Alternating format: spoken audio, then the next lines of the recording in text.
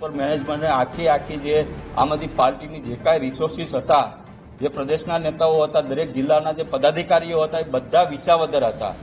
કડીમાં કોઈ પણ એવા મોટા નેતાઓ ક્યાંય જોવા નતા મળ્યા. એટલે માત્ર ને માત્ર જે દલિત સમાજનો જે આમ આદમી પાર્ટીનો જે કાર્યકર્તા જે કડીમાં લડતો હતો, લોન 10 લાખની લોન લઈને લડતો હતો, એ આજે એની જાતને એકલો સમજી ગયો. એટલે ક્યાંક ને ક્યાંક મને પણ એવું થયું છે કે ભાઈ આમ આદમી પાર્ટી એની મૂળ વિચારધારા, જે બાબા સાહેબ આંબેડકરની જે મૂળ વિચારધારા હતી, જે ભગતસિંહની જે મૂળ વિચારધારા હતી, એનેથી ક્યાંક ને ક્યાંક ભટકી રહી છે. એટલે મને ક્યાંક ને ક્યાંક એવું લાગી રહ્યું છે, મારા શ્રેષ્ઠ નેતૃત્વને હું આ મેસેજ આપવા માંગુ છું કે જે આપણી આમ આદમી પાર્ટીની જે મૂળ વિચારધારા હતી, જે ખરેખર બાબા સાહેબ આંબેડકરની હતી કે ભાઈ નાના ગરીબ વ્યક્તિઓ જે હોય રાજકીય રીતના આગળ આવે, સ્ટ્રોંગ બને અને નાના લોકોનો આપણે અવાજ બનવો જોઈએ.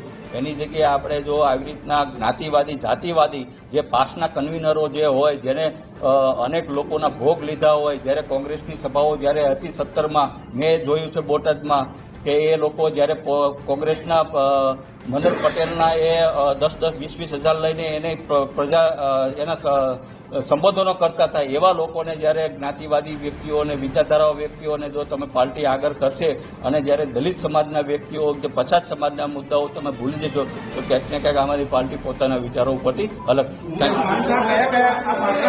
દીકરો લડે છે ગુજરાતમાં, એ આમ આદમી પાર્ટીનો જ કાર્યકર્તા છે, એ કોઈ બીજેપીમાંથી આવી નથી. આમ આદમી પાર્ટીએ જ એને મેન્ડેટ આપ્યો છે.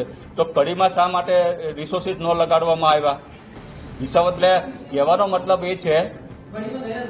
કહેવાનો મતલબ એમ છે ઉમેશ મકવાણાનું આમ આદમી પાર્ટીમાં જે સ્થાન હતું ને, એ આંગળી સાથે નખ જેવું હતું. આપણે ચોટેલો હોય ત્યાં સુધી આપણું કાપી નાખો તો લોહી ન નીકળે, એ અલગ થઈ જાય. આમ આદમી પાર્ટીમાંથી ઉમેશભાઈ ગયા, એનો જશ્ન ઉમેશભાઈની પાર્ટીના લોકો મનાવશે, તમે લખી રાખો. કારણ કે અત્યાર સુધી સહન કરતા હતા. અંદરની વાત કરું છું આપને. અંદર ખાને પેલે ઘણા લાંબા સમયથી એને ખબર હતી કે ઉમેશભાઈ આપણા કયામાં નથી. ઉમેશભાઈની સામે હું તમને એના પીએ ફરિયાદ કરી, ભાઈ અજય જમોડે ફરિયાદ કરી હતી કે 13 લાખ રૂપિયા મારા ખાઈ ગયા છે. હવે તમે વિચાર કરો, સરકાર ભારતીય જનતા પાર્ટીની હોય અને આરોપી જો આમ આદમી પાર્ટીનો હોય તો સરકાર છોડે? એને બદલે એનો વાળે વાંકો ન થયો. બીજો દાખલો આપું, ઉમેશભાઈ ભાવનગરના બોટાદના, એને વડનગરની ફરિયાદ કરી. વડનગરમાં એમ કે અંબુજા સિમેન્ટ ફેક્ટરીની સિમેન્ટ ઉડે છે ને બાજુ વડનગરના ગામમાં બધે સિમેન્ટને કારણે શ્વાસ લેવામાં મુશ્કેલી પડે છે. હવે ઈ વાત થઈ ગઈ, પછી કાંઈ ન થયું. એટલે મંત્રી જગદીશ પંચાલ એને વિધાનસભામાં કીધું, વિધાનસભાના ગ્રહના પટલ ઉપર શું કીધું? ઉમેશ મકવાણા જેવા લોકો અરજીઓ કરીને તોડબાજી કરે છે. હવે તમે વિચાર કરો, મંત્રી કે છે કે આ તોડબાજી કરે છે, તો કમસે કમ મંત્રીએ FIR કરવી જોઈએ ને. જો તમને ખુદને ખબર છે કે એક માણસ તોડબાજી કરે છે અને એ પાછો એવા પક્ષનો માણસ કે જેને જોઈને તમે લાલ લુગડું જોઈને ગોધો ભડકે એમ ભડકો છો, તેમ છતાં એને કઈ જુઓ એક્શન ન લીધું, ખાલી બોયલા, એક્શન ન લીધું. એનો અર્થ શું છે કે પહેલેથી જ ભારતીય જનતા પાર્ટીના શરણમાં હતા. ભાઈ કોણ? મકવાણા. એના જે કઈ તથાકથિત કાંડ હોય યા જે કઈ સાઠગાંઠ હોય ભારતીય જનતા પાર્ટી સાથે, એટલે આમ આદમી પાર્ટીને ખબર આને ભૂલથી આપણે ટિકિટ અપાઈ ગઈ, જીતી ગયો, પણ આપણામાં કયામાં નથી, જેમ સંતાન આપણા કયામાં ન હોય એમ. એટલે સહન જ કરતા હતા કે બને ત્યાં સુધી વિપક્ષને તક ન આપી કે અમારી અંદરો અંદર એ ડખો છે.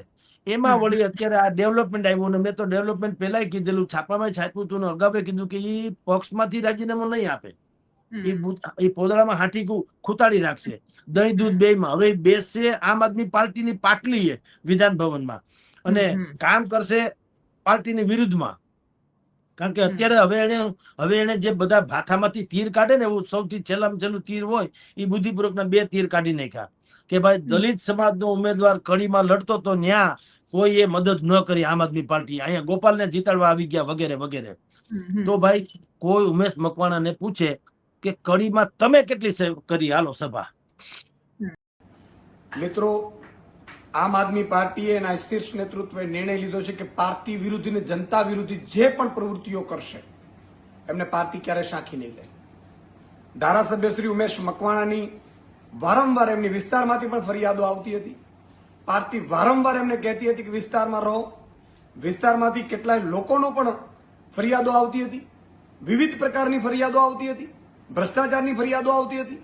પાર્ટી એમને વારંવાર ચેતવ્યા છે, પણ બીજેપી ગંદી રાજનીતિ કરી રહી છે. ભાજપ છે એમણે ઉમેશ મકવાણાને સાંધી લીધા છે અને પાર્ટી વિરુદ્ધ સતત એક્ટિવિટીઝ, એન્ટી પાર્ટી વિરુદ્ધ એક્ટિવિટીઝ કરવા માટે સતત ભાજપ છે એમને પ્રયાસ કરાઈ રહી છે. આજે પાર્ટીએ નિર્ણય લીધો છે માનનીય અરવિંદ કેજરીવાલજીના શીર્ષ નેતૃત્વએ કે ઉમેશ મકવાણાને પાર્ટી વિરોધી અને જનતા વિરોધી પ્રવૃત્તિઓ કરવા બદલ 5 વર્ષ માટે પાર્ટીમાંથી સસ્પેન્ડ કરવામાં આવે છે. અને હું ચેલેન્જ આપું છું ઉમેશ મકવાણાને, ભાજપે ગંદી રાજનીતિ કરી છે સાહેબ. એમણે વિસાવદર ચૂંટણીમાં રાજીનામા અપાડાવ્યા, એ ધારાસભ્યોને પાછી વિસાવદર આમ આદમી પાર્ટીએ જીતી, ભાજપ બોખલાઈ ગઈ છે. ભાજપે મેસેજ આપવા માંગે છે કે તમારા બીજા ધારાસભ્યોને પણ અમે ટચમાં છીએ, પણ આમ આદમી પાર્ટી એનો કાર્યકર્તા અને ગુજરાતની જનતા બધું જોઈ રહી છે ભાજપની આ ગંદી રાજનીતિ. અને વિસાવદરની ચૂંટણી પછી ભાજપ સંપૂર્ણપણે બોખલાઈ ગઈ હતી. આખી કેબિનેટો કેન્દ્રીય મંત્રીઓ હોવા છતાં ભાજપે સુપડા સાફ થઈ ગયા છે.